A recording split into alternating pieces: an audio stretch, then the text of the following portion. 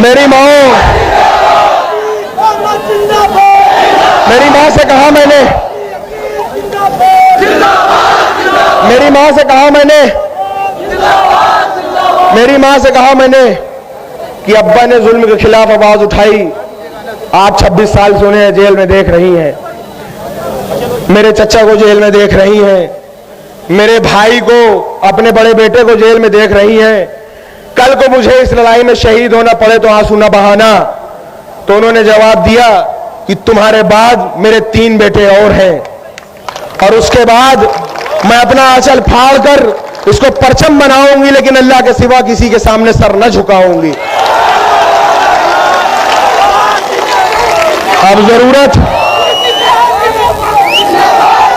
अब जरूरत हमें आपको है कि किसी की दलाली बाजारी न किया जाए, किसी का झंडा न उठाया जाए। झंडा उठाया जाए तो अपना झंडा उठाया जाए, बात की जाए तो अपनी बात की जाए, किसी और गैर की बात न की जाए।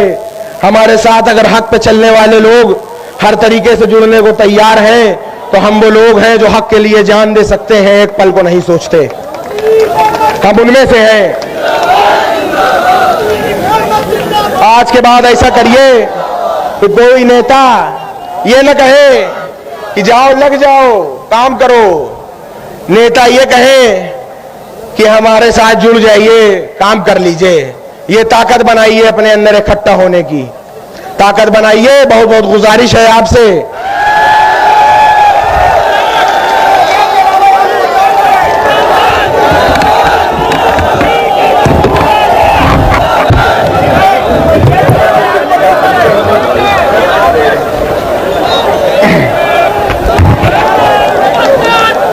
अस्सलाम वालेकुम और आदाब।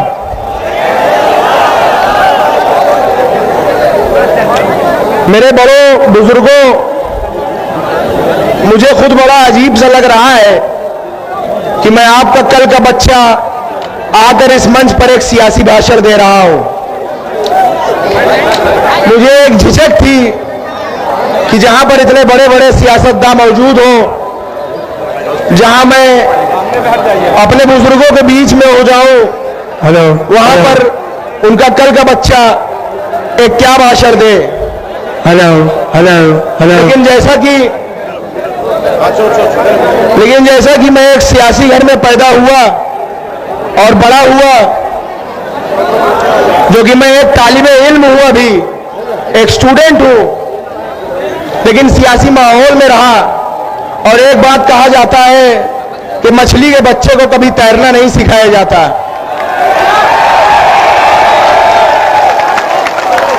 वही खून मेरी भी रगों में है, वही हौसला, वही ताकत, वही जज्बात मेरी भी रगों में है। लड़ने की कुव्वत मेरी भी रगों में है। उसी बाप की औलाद हूं मैं भी।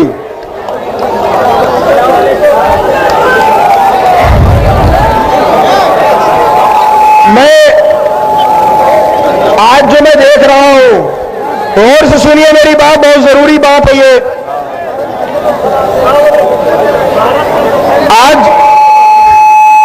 आज इतने दिनों से मैं देख रहा हूं और एक जमाने से देखता आ रहा हूं, और अपने अब्बा से बात करने के बाद, और उन्होंने कहा कि एक लीडर हिंदुस्तान में है, इतना अपडेटेड, इतना हाईली लर्नेड लीडर मैंने अपनी जिंदगी में नहीं देखा। इतना अप टू डेट रहने वाला लीडर मैंने अपनी जिंदगी में नहीं देखा। अमान, इसको दो तो, इसको दो। नहीं देखा। एक निजी वाकया बताऊं तो जब अब्बा जेल में थे, अभी गुजरात जेल में पहुंचे, उनको महज 2 साल से वो जेल में है गुजरात में। तो जब से वो गुजरात जेल में है, वो 2 ही चीज लाने को कहते हैं। एक अर्तुगरुल की सीरीज ले आ दो, कहते हैं कि एक अर्तुगरुल की सीरीज ले आ दो, और जनाब असदुद्दीन ओवैसी साहब की स्पीचेस ले आओ। यहां तक कि ये जुनून उनकी स्पीच को सुनने का कि जो जब सांसद थे उस समय के जो अब्बा के पीए थे, उनको दिल्ली में कहलाया कि जब मैं सांसद था और उससे पहले उस जमाने के जो असदुद्दीन ओवैसी साहब की स्पीचेस हैं वो मुझे पेन ड्राइव में करके जेल भेजो, ये तक कहलाया गया। तो जब मैंने अपने अब्बा की बात सुनी, असदुद्दीन ओवैसी साहब के बयानों को सुना, स्पीचेस को सुना, तो यह एहसास हुआ मेरा भी जो इल्म है, जो अक्ल इजाजत देती है, उस हिसाब से हमें समझ में आया कि हम आज तक ठगे जा रहे हैं, आज तक हम ठगे जा रहे हैं। जैसे कि कहा जाता है कि तुम्हारी फाइलों में गांव का मौसम गुलाबी है, मगर ये आंकड़े झूठे हैं, ये दावा किताबी है। समझ लीजिए कि इसी तरह से हम लोग ठगे जा रहे हैं और झूठ बोला जा रहा है। हम तो वो हैं जिन्होंने इतने साल वोट दिया है, हमारे आपके बाप दादाओं ने इनको वोट दिया है। अगर आज हम खुद वोट मांगने की बात कर रहे हैं तो हम क्या जुल्म कर रहे हैं, क्या जुल्म कर रहे हैं बताइए। अगर हम वोट मांग रहे हैं तो हम गलत कर रहे हैं। हमारे साथ अगर हमारे हिंदू भाई, मुसलमान सब साथ में हैं, हिंदू भाई हैं, सिख भाई हैं, ईसाई भाई हैं, उनको ये पार्टी अगर मौका देने की और उनको हिंदुस्तान को कॉन्स्टिट्यूशन पे चलाने में दखल देने की बात करती है और सबको लेकर साथ चलने की बात करती है, तो अगर हम आजादी के 75 साल के बाद अगर हम अपना हक मांग रहे हैं तो क्या गलत कर रहे हैं।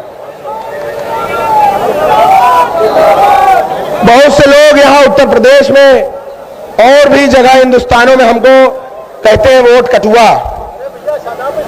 सुनिएगा, हमको कहते हैं वोट कटुआ। बीजेपी और आरएसएस ने पूरे हिंदुस्तान में हमें कटुआ कटुआ कह के सरकार बनाया है। सेंट्रल में कटुआ कटुआ कह के सरकार बनाया सेंट्रल में, अब ये यूपी में वोट कटुआ कह के सरकार बनाने जा रहे हैं। तो हम चलिए, अगर हम कटुआ कहलाए जाने से कभी शर्माए नहीं, हम कभी नहीं शर्माए, तो वोट कटुआ कहलाए जाने से क्या शर्माएंगे। कहते हैं ये लोग वोट कटुआ, और सबसे ज्यादा तकलीफ तब होती है जब अपने कुछ भाई भी उसी में शामिल हो जाते हैं। हम इधर 22% है 100 में, 100 में हम 22% हैं। यहां कोई 7 है, कोई 8 है, कोई 10 है। हम वोट का समंदर है, वो वोट का नदी और नाला है। हम वोट का समंदर है, वो वोट का नदी और नाला है। तो क्या कभी समंदर को नदी और नाले रास्ता दिखाते हैं? कि नदी और नाले आके मिलते हैं समंदर में, आके ये मिलते हैं हमें, ना कि हम इनसे गुजरते हैं। ये अपने अंदर एक एहसास लाइए, कभी किसी से कम ना समझिए। एक नारा रखिए कि हम पर क्यों कटुओं का नारा है, अरे 100 में 22 हमारा है। हम पर क्यों कटुओं का नारा है, 100 में 22 हमारा है। अगर मैं बचपने की बात करूं कुछ, तो मैं छोटा सा था, सुनिएगा। तो मैं छोटा सा था और स्कूल जाता था पढ़ने, तो देखता था दीवारों में लिखा होता था कि तेल लगाओ डाबर का, नाम मिटा दो बाबर का। और लिखा होता था कि मुसलमानों तुम्हारा स्थान पाकिस्तान या कब्रिस्तान। तो ये मैं सोचता था कि ये किसको कहने की बात कर रहे हैं। मैं स्कूल जाता था तो पढ़ता था कि बाबर तो एक राजा था, औरंगजेब एक राजा था, ये किसको इशारा करने की बात कर रहे हैं। बाद में मुझे एहसास हुआ कि ये हमें इशारा करते हैं, और यही लोग जो हमारी मां बहन बेटियों को बेवा करने की बात करते हैं, अगले ही पल हमारे हिमायती बन के तलाक की बात करने लगते हैं। ये कहां करें वहां से बताइए, इन पे कैसे भरोसा करा जाए। आप खुद सोचिए कि एक तरफ हमारी मां बहनों को बेवा कर रहे हैं, दूसरी तरफ तलाक की बात कर रहे हैं। यकीन करने लायक है कि नहीं है ये लोग, आप बताइए। और हमसे बड़ा देशभक्त कौन है? हमारे पास चॉइस थी, चाहते तो जा सकते थे। कौन है हमसे बड़ा देशभक्त? चॉइस थी, हमारे पास जा सकते थे लेकिन रुक गए। हम वो नहीं है जो कराची चले गए, उनमें से नहीं हम रुक गए। चाहते तो चले जाते बाप दादा हमारे, लेकिन नहीं गए, रुक गए। और हमारी पुश्तें यही दफन होंगी इंशाअल्लाह इसी मिट्टी में। ये हमसे वफादारी का सबूत मांगते हैं, वफादारी का सबूत मांगते हैं ये लोग। और ये भी सुन ले कि जरूरत पड़ेगी तो इसी मिट्टी के लिए कुर्बानी भी देने को हम हाजिर हैं, कुर्बानी भी देंगे हम। और हमारा मजहब भी सिखाता है कि जहां रहो उसके वफादार रहो, वफादार रहना जरूरी है। और ये अब्बा ने तब भी कहा था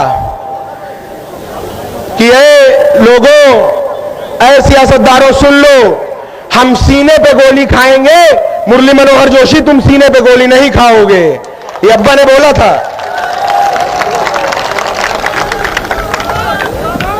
सन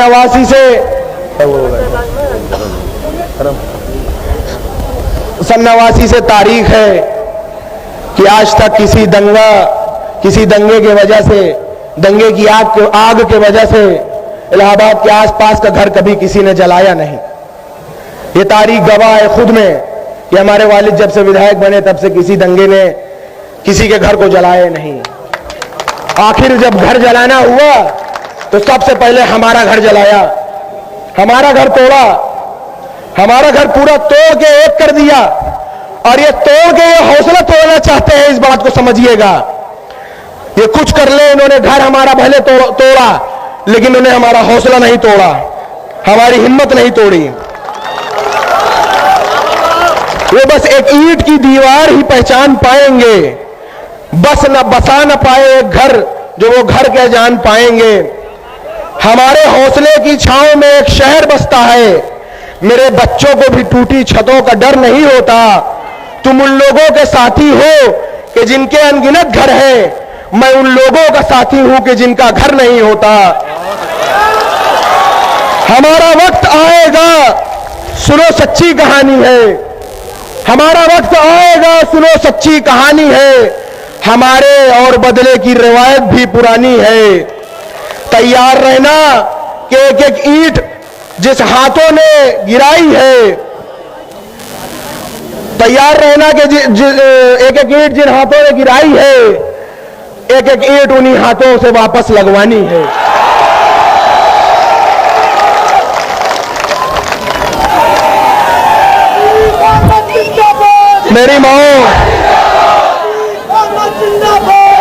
मेरी माँ से कहा मैंने,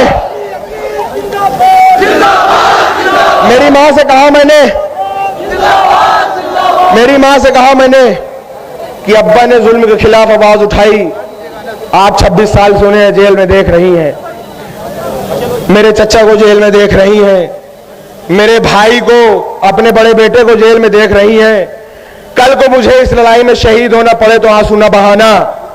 तो उन्होंने जवाब दिया कि तुम्हारे बाद मेरे 3 बेटे और हैं, और उसके बाद मैं अपना आंचल फाड़ कर इसको परचम बनाऊंगी, लेकिन अल्लाह के सिवा किसी के सामने सर न झुकाऊंगी।